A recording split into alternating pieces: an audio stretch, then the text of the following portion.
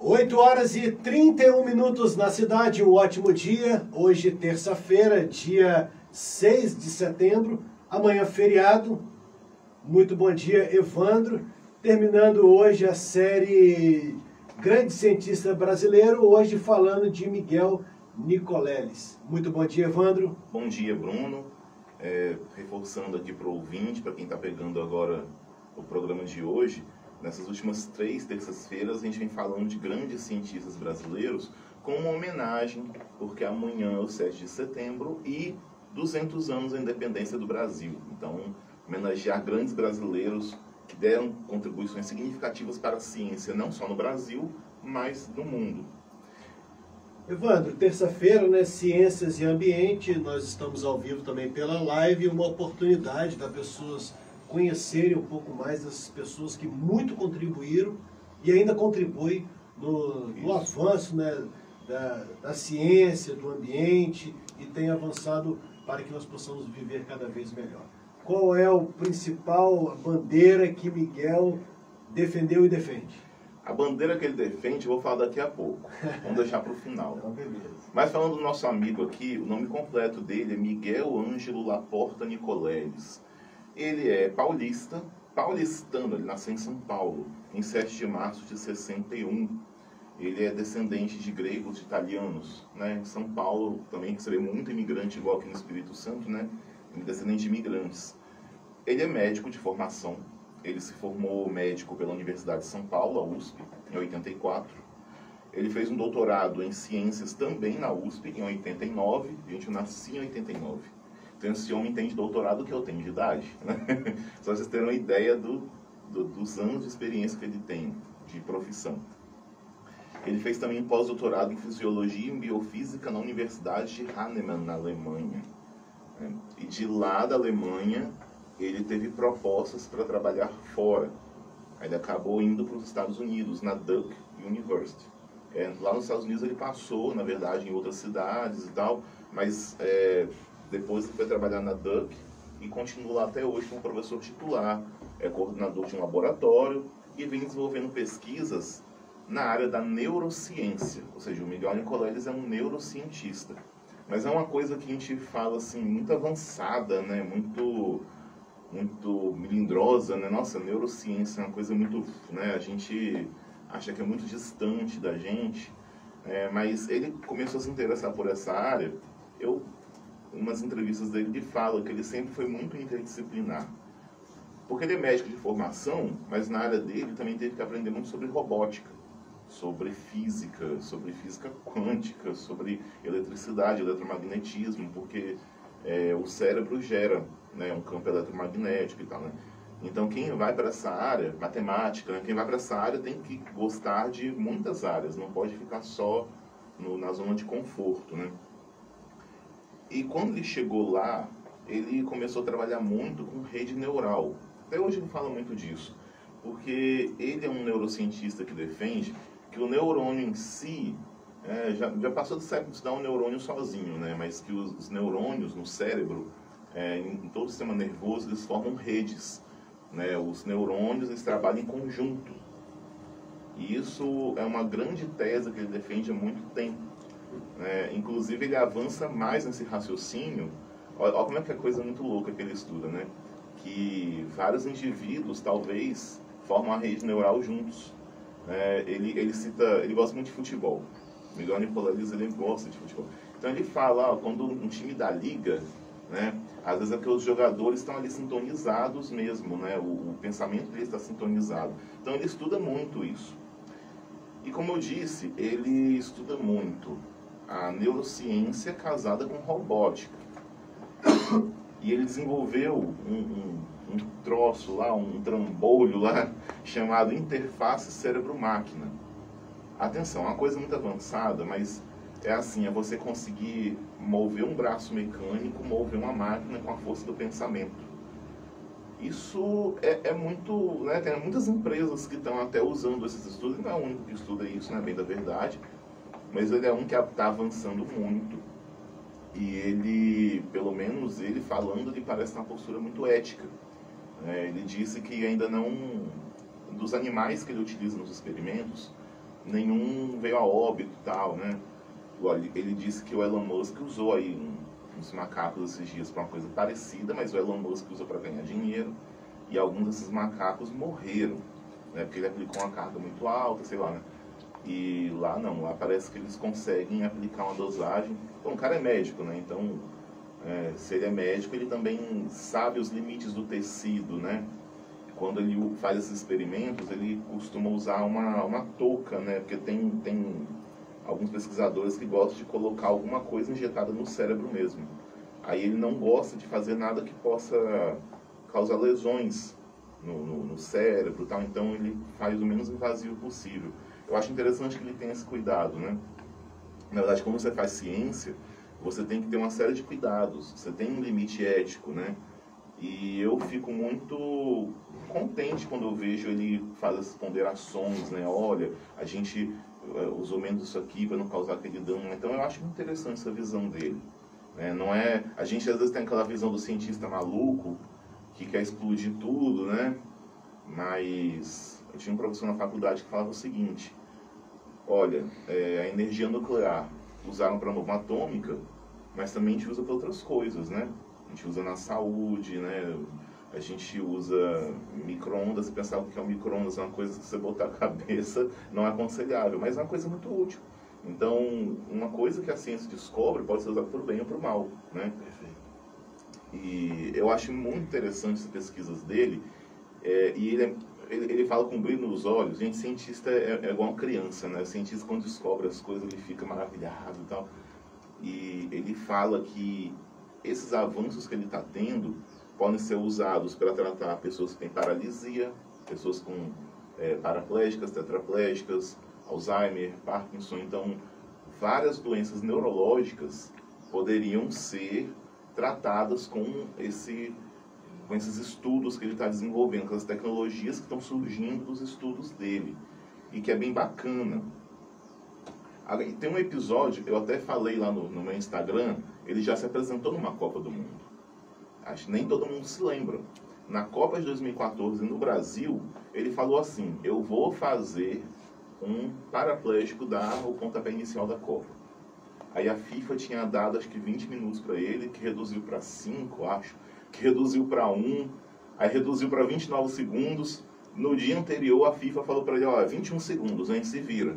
Aí ele, puxa vida, porque, gente, o cara que eles já estão fazendo experimentos com humanos, né? Leva um tempo, né? Leva um tempo. E outra que, aí ele chegou pro voluntário, né? E falou assim: ó, você consegue? Ele, consigo. O cara botou com meta pessoal. E aí, quando ele foi dar o pontapé inicial, ele conseguiu, tipo assim, ele estava naquela dúvida se conseguiu ou não com 21 segundos. O cara conseguiu chutar a bola, um paraplégico, há não sei quantos anos paraplégico, porque ele usa um negócio chamado uma espinha mecânica, né, que ele fala, né, que é um... Tipo um colete? É tipo um robô que fica atrás do cara, mas ele não aperta nada, não. É com a força do pensamento, ele, né? E ele falou o seguinte: olha, eu senti a bola.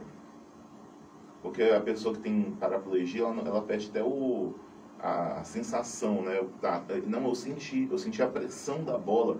E aquilo foi fascinante. O estádio vibrou, mas o Nicolás estava do lado do rapaz e o rapaz falou. Ele falou: caramba. Então, assim, ainda foi mais do que eles esperavam. Ele não apenas moveu, como também sentiu, né? Só que, na hora que estava tendo esse grande evento, que é, poxa, você fazer um paraplégico se movimentar com a tecnologia que foi desenvolvida por um brasileiro, a câmera da Globo cortou... Opa, não sei se pode falar aqui. A câmera daquela emissora cortou para os jogadores da seleção estar saindo do hotel, porque ia ser o jogo do Itaquerão da abertura da Copa, né? Então a Globo foi lá e deixou aquele grande momento, ele deixou num cantinho da televisão, como se não fosse nada, sabe? Como se não fosse uma pesquisa de 20, 30 anos, sabe? Parece uma coisa besta. O importante era os jogadores saindo do hotel. Então isso diz muito também, não só do quanto que nós damos valor, mas do que a FIFA também, né? Ela não só reduziu... Porque ali está movida a dinheiro, né, mano? Tem muita coisa, muita coisa. Ele fala mal da FIFA até hoje, coitado, né? Porque...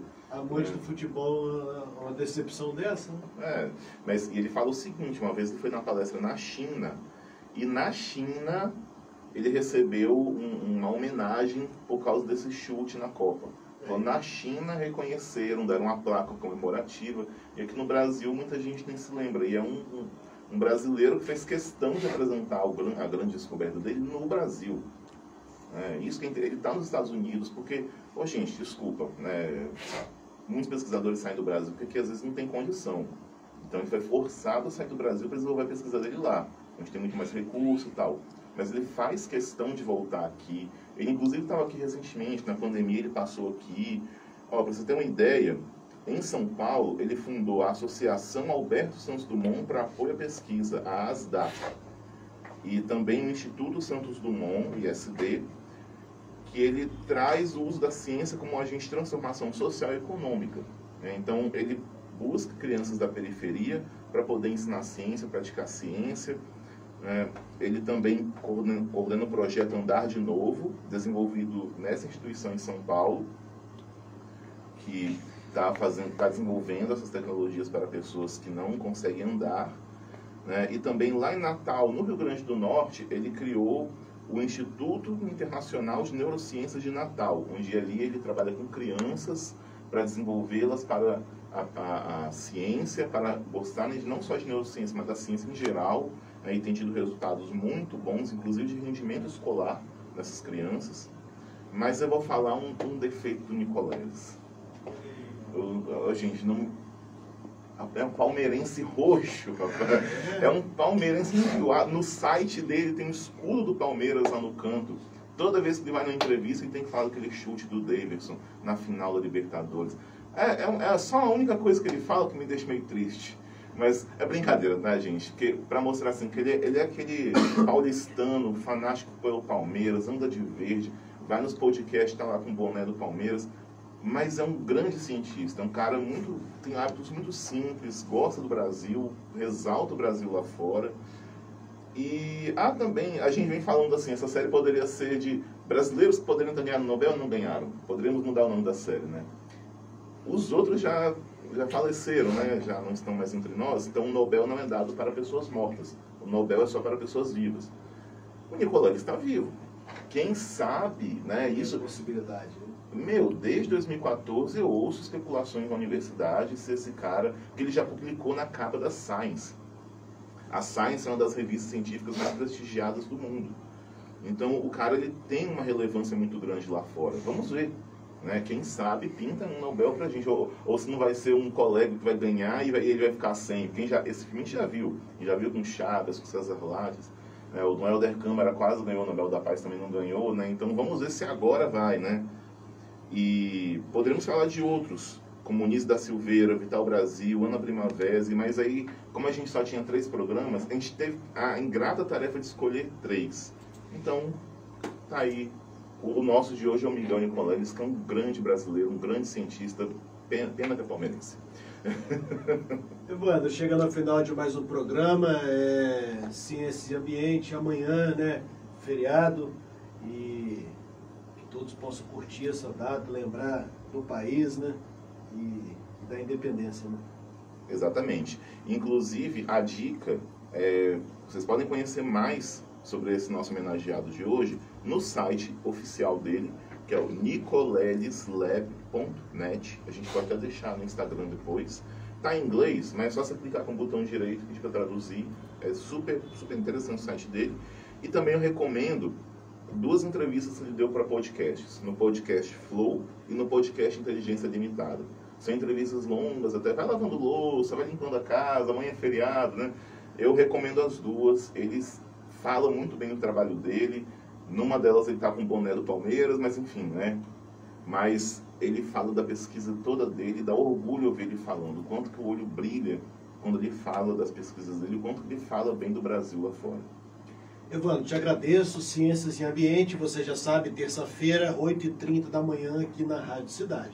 Semana que vem estaremos de volta.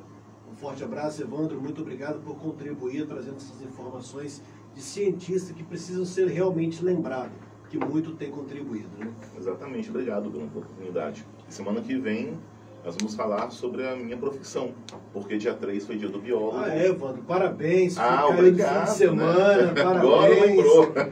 Não, lembrei, publicamos Não, é verdade, no não Instagram, e você, né, representando aqui em Marilândia, e tem avançado nesses assuntos, que é de suma importância para a população marilandense.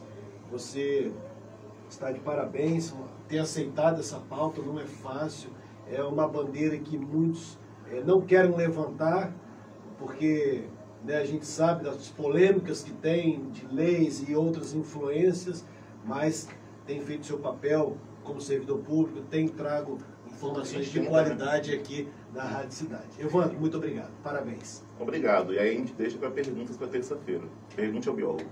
Obrigado, Evandro. Ciência e Ambiente, finalizando.